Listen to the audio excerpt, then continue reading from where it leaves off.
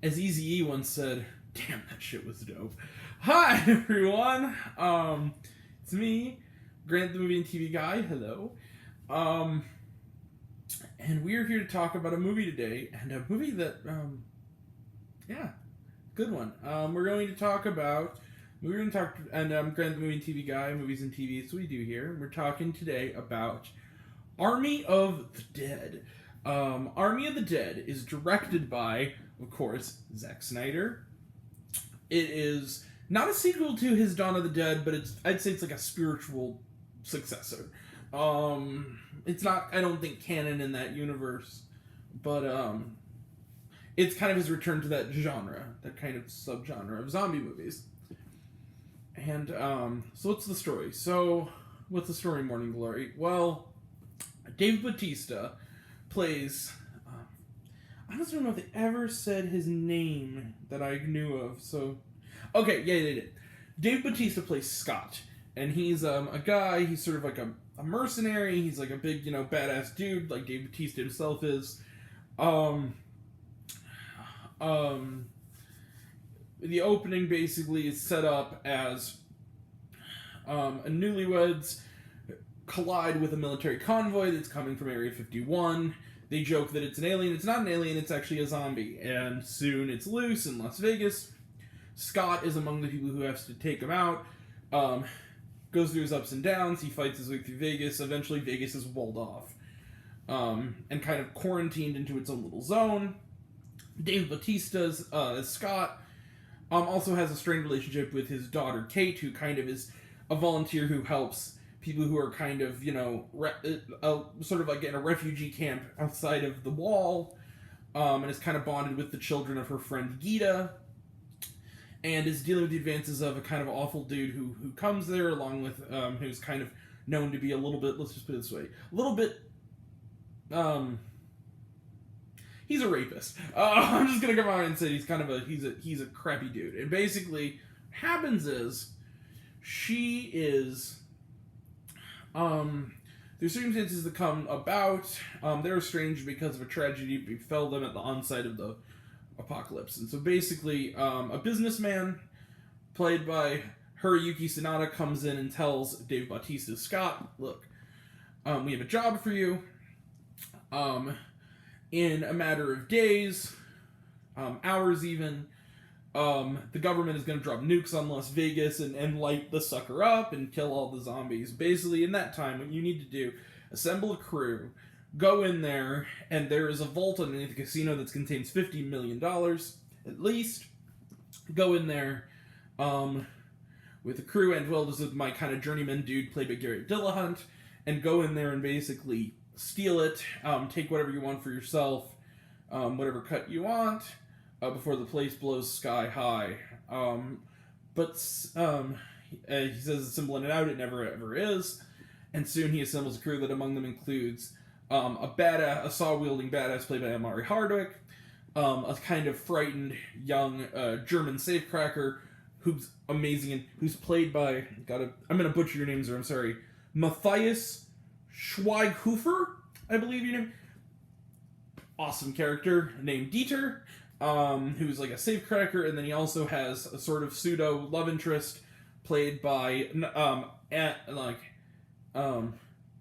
de la Reguera, who, in case you want to, Sister Encarnacion from Nacho Libre. There we go. So she's in it, and then we also have Ella Purnell is Kate, his daughter, and you got also in a honestly cool production decision, Tig Notaro as the helicopter pilot. And you got all these different characters kind of coming in and out of it. Garrett Dillahunt, and you got all these other characters kind of coming throughout it. There's a young woman who's kind of the expert who kind of knows her way around the place. We got a whole crew, basically. And a couple of... they got Raul Castillo as kind of this dude who is basically... Raul Castillo, who's like a sharpshooter, and his friend who's like another kind of badass chick. And basically they go in, steal the money, but soon they discover that they're up against the undead, of course, but not the usual undead. See, they kind of have a sort of almost hive mind quality with sort of a king and queen zombie, and they're smarter than they appear, and they're hungry for blood and hungry for new members of their army of the dead. I'm gonna come right out and say this: will they make it in time? Will they get out of the city before the bomb goes off, or will they be zombie chow before the place can even blow up? Some of them will, some of them won't. Let's get into it. So let's just put it this: I'm gonna come right out with this.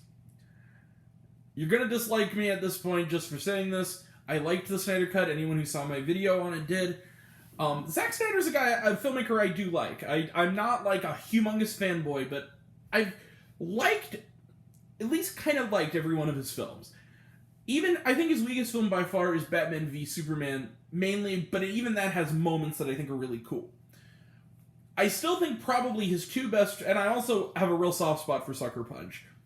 His two best films to me would probably be Dawn of the Dead and Watchmen. However, I'm going to add Army of the Dead to that list. In fact, Army of the Dead might actually be the best Zack Snyder film ever. I'm not going to beat around the bush here. I loved Army of the Dead. I thought this movie was an absolute, adrenalized, funny, well done, and surprisingly well written and well characterized blast of a movie. This was a popcorn munching good time. It was long, but it never felt it. It's 2.5 hours, but it moves really well. I really liked the characters. I loved the character of Dieter, played by Mr. Schwolkhofer. I loved his relationship with Omari Hardwick's character and their kind of friendship. I loved the bond, and maybe it's kind of hinted at that it goes beyond simple friendship. It almost seems like, I don't know, they may really like each other, which is cool. You also got the father-daughter story arc. It's also weird because Kate is such a common name. My mom's name is Catherine, so it's like a weird, and my sister's name is Katie, so it's always weird. Kate is such a common name, but like the bond between those two characters, genuinely moving, and it leads to a surprisingly sort of tragic and interesting endgame that really works.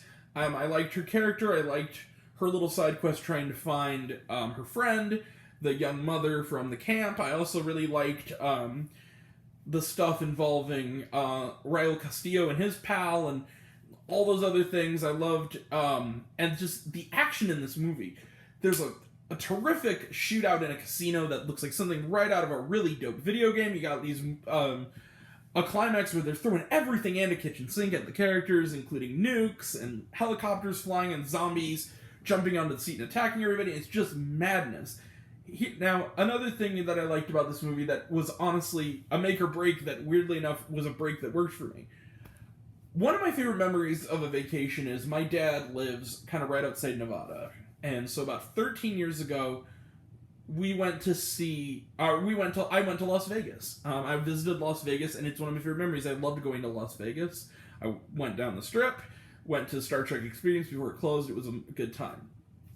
But Vegas in movies is pretty popular, and so this movie's set in Vegas, of course. However, it wasn't filmed there, and I could tell pretty quickly that it was, at the end it said it was like New Mexico, and I believe, was it Australia?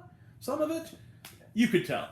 But that's okay, because the whole thing is kind of like Las Vegas after it's become a wasteland, so it works in that regard. It's funny, it has a lot of heart to it. I like the characters. It has that genuine weirdness that Zack Snyder can lean into well sometimes, involving things like a zombie baby, or I guess zombie fetus, rather, because, for reasons you have to see the movie. I'm not going to get into it.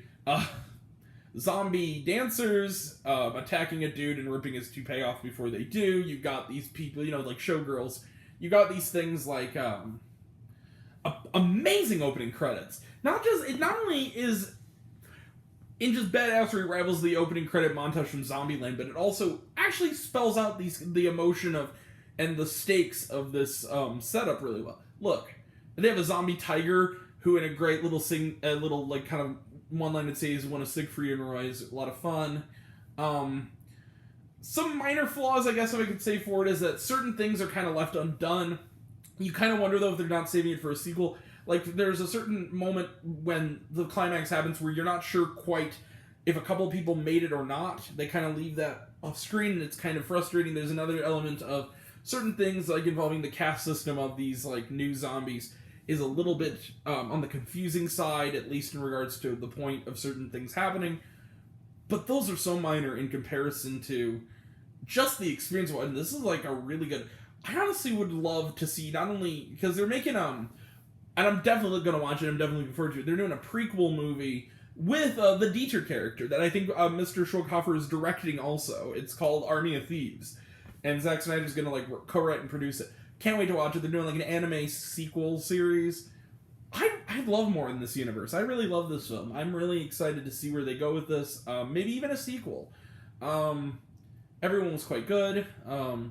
Look, I loved Army of the Dead. It has minor problems, so I can't quite pull the final trigger on it, but I can go pretty far. I'm going to give Army of the Dead 4.5 stars out of 5. This movie was so much fun. I can't wait to watch it again. I'm really bummed I didn't get to see it in the theater. In fact, they have a little 30-minute little featurette. I'm actually going to probably watch that the second that I'm done making this video and uploading it. So let's get this done here. I mean, it gets 4.5 out of 5 stars. Trailer Trash done. Again, I watched it on Netflix. Was there shawarma? No, there was not. So, today, we've had some... Yesterday, the day before yesterday, rather, we had some TV problems that might be still withstanding. Barring that, which is very unlikely, there will be regardless, there will be an SNL review. I don't know if it's going to be live. It will more than likely be live tonight. But if not, if you don't see it tonight, that means there was an issue, and I'll get to it after watching it next day, which I hate to do at the end. But with Untitled Chapter, we also have tomorrow we're going to be talking about Master of None Season 3.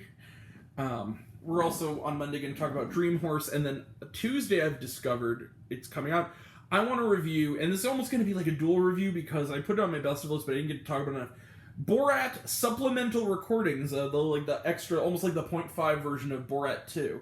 Can't wait to talk about that. I'm going to watch all of that and then review it. We're also going to talk about next week Season 4 of No Activity, Season 1 of the reboot of Rugrats. We're also going to talk about plans to talk about the Kaminsky Method Season 3, Lucifer Season 5 Part 2 within the week. Cruella, we're also going to talk about A Quiet Place Part 2, God willing, and we're also going to talk about, on Sunday of next weekend, Bo Burnham Inside, his new stand-up special. So that's all coming next time, and Attack of the Clones we might do next week too. So that'll all be next time, and until next time, Grant the Movie and TV Guy. You see it all? I'm happy to share it with you.